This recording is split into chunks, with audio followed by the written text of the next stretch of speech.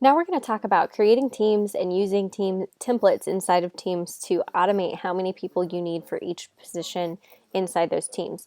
So let's take a look at how you see who you have scheduled and what your team looks like. We're going to use Children's 48th Street again for an example. So we'll come down and we'll find the service type that we want to use. Just as a general overview, we'll talk about this again. This is inside of plans.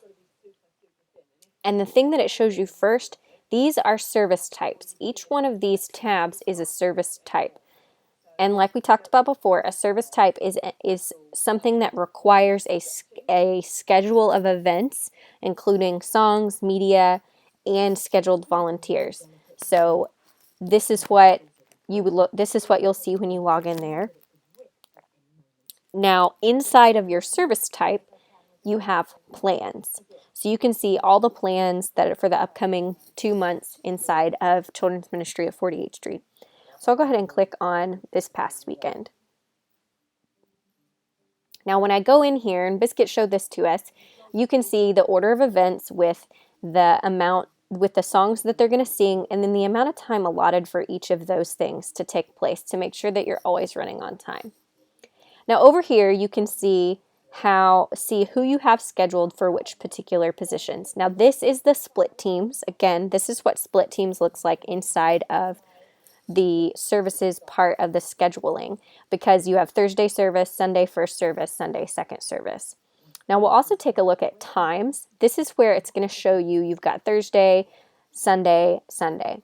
Now this gets important because you can add a time in here. If you need people to come in for a rehearsal, you can schedule a rehearsal time and put what time they need to be there. So if you wanted your host and your storyteller to come in at 10:15 and rehearse until 10:45 or 10:35, give them 20 minutes to rehearse, you can come in here and you can assign them this rehearsal time, and you would name it actor rehearsal. You can also create this time in future plans, which means that you don't have to do it every week. You just automate it to where it would do that. Now you can also check whether or not you want them to get a reminder. So you could send them a one day before reminder to make sure that they knew to come. It'll just remind them the day before the service, or however far in advance you remind them. It'll send them a reminder, hey, don't forget you have this rehearsal time. And then this is where you would select who on those teams you want to receive that. Now for this example, if it was an actor rehearsal, I wouldn't want my small group leaders to get that email because it's not necessary for them. So we're going to go ahead and cancel that because that's not really necessary for this particular service type, but I just wanted you to see it. Now, like we said before, this is the order of events, the schedule for the actual time that they're all together. And you can see that it's pretty detailed, that all of their time together is pretty detailed inside the schedule. So I want to show you a couple of things here.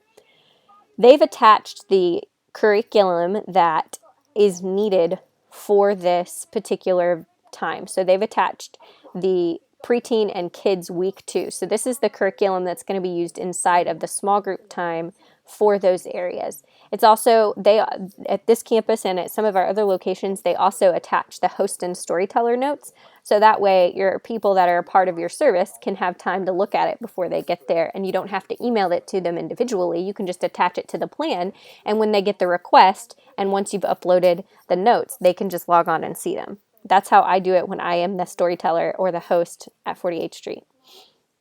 Now, here is where you will be able to automate how many people you need for each position. So we would want to do this inside of the templates though. So what we'll do is we're going to go back to Teams. Now we know we're working inside of the Quincy 48th Street Children's Ministry. So let's click on Teams. Now I know that this is the service type I want to work inside of. Now I can see all the teams inside the Quincy 48th Street Children's Ministry. What I'm trying to do is create a template that I can use every week when I create a new plan. So I'm going to click on templates here. I can see there's a lot of them that have already been created. Now what this is a template of is a template of all of the information you would need for a particular kind of service. So if you would want to make, if you know that you have different difference maker needs on Thursdays than you do on Sundays at 9 a.m. and Sundays at 10:45, you could in theory create a different template for each time. Now, the benefit to split teams is that you could do one template type for all three of those. You just have to automate the split teams. So let's just take a look at their weekend service template.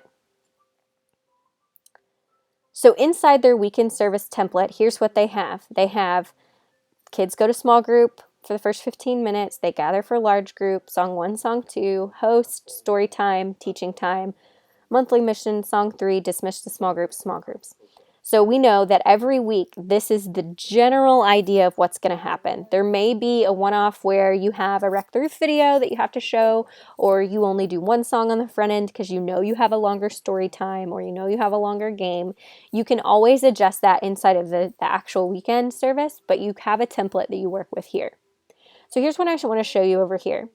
When you hover over add people, it's going to allow you to schedule a team member, and you could schedule, if you add a team member to be scheduled inside of the template, it will always schedule them for that position. So every time you use this template inside your plan, it's going to schedule those individuals.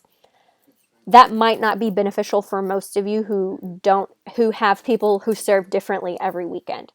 So let's go ahead and take a look at needed positions.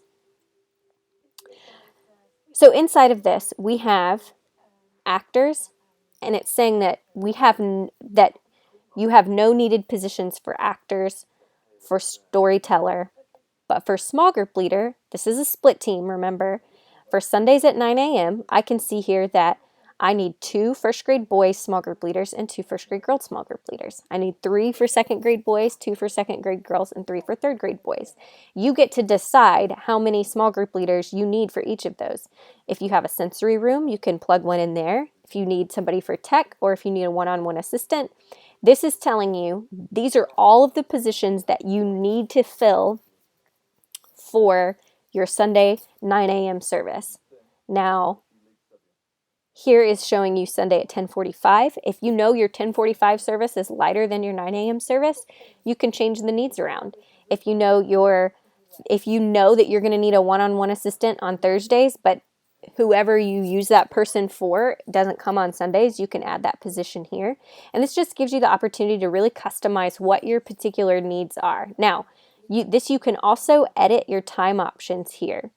So if you were to add or subtract a service, this is where you would take that. Let's take a look at this cautionary thing that it's telling us. Time preferences are shared for all split teams within a service type. Be careful when adding or removing these options, since they will affect all Quincy 48th Street Ministry split teams. So I don't want to change any of this. But if you were going to add a service, let's say you're at a campus that only has Sunday services right now, and you decided to add a Thursday service.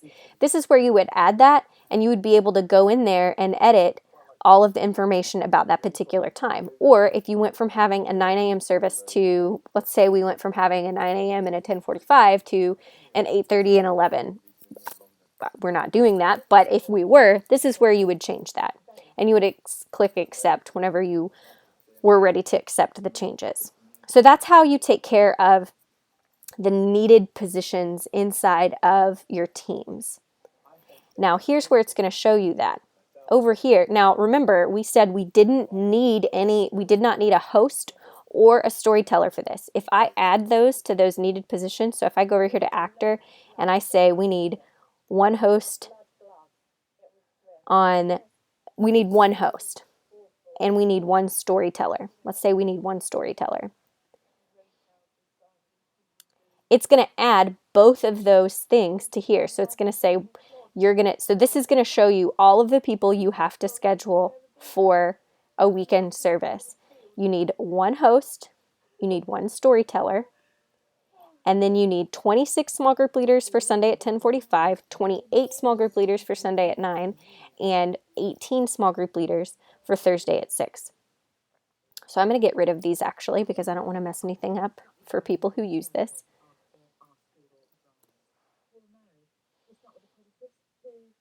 And you can see that those disappeared. So now only things that are required there are your small group leader position. So let's go see what this looks like in real time. So if I go back to this plan that I was just in, I can see that this is how many people I had. My one-on-one assistant confirm, my first grade boy confirm, but then I had some people that didn't confirm. So I had to schedule people on top of them because they weren't going to be available. Now, I know that some of these people did come, they did serve, they just didn't confirm. We really want to set a precedent of using PCO because among our difference makers, because if we do that, that is going to help us use our database more effectively. Something that we will implement, and I believe that this was a question when we did the training, something that we're going to implement as an option is check-in for volunteers once they start serving in an area. So right now we have kids check-in through our CCB system. When we move all of our check-in over to PCO, all of your volunteers could have the PCO services app or the PCO check-in app on their phone, and they can just check in when they get there. You can also send them reminders to check in that they're there. That way, even if they didn't confirm that they were going to be available to serve, it'll show that they showed up. And when we go over here to check-ins, let me just hop over there and show you what this is going to look like. It shows you, you can see the different, you can see that this is how many, let me see if it shows you in here. I don't know that it will because we don't have it set up like that. Here we go. It'll show you how many regular people checked in, how many guests checked in, and then how many volunteers were part of that service. So if you have your, that would be split up into your service time. So it'll show you how many regular individuals, so regular attendees checked in for your event, how many guests checked in for your event, and how many volunteers checked in.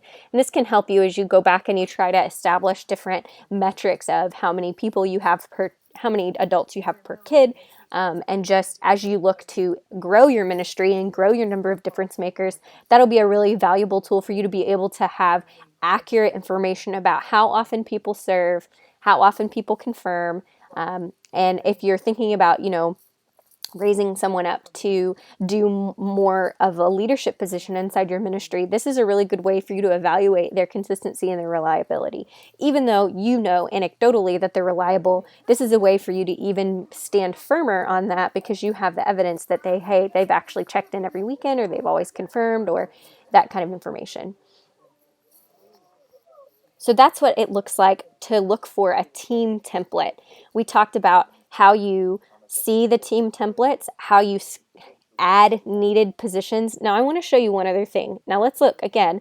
We are here on the November 11th and the November 8th and 11th plan inside of the Quincy 48th Street Children's Ministry. Now if you'll remember, actors was not a part of the template that's used here. All you have to do to add it there is needed positions. So you can go in here and you can say, so they added in that they needed a host position. You could go in here and add in that you need a storyteller position. And that's what's happened here, is they added in a host position here. You can also import a template. So if you just create a plan, and we'll talk more about this at our next training, you can import a plan, schedule any person. You can email all of the people associated with this. We'll talk a lot about that in the next trainings, but I just want to give you a preview of what that's going to kind of look like. And here's where the plan attachments are listed and how you can add an attachment. So that's a general look at using templates inside of Teams to show how many people you need for each position, to allow you to import that plan import that template inside of a plan, so that way you don't have to manually add something every week.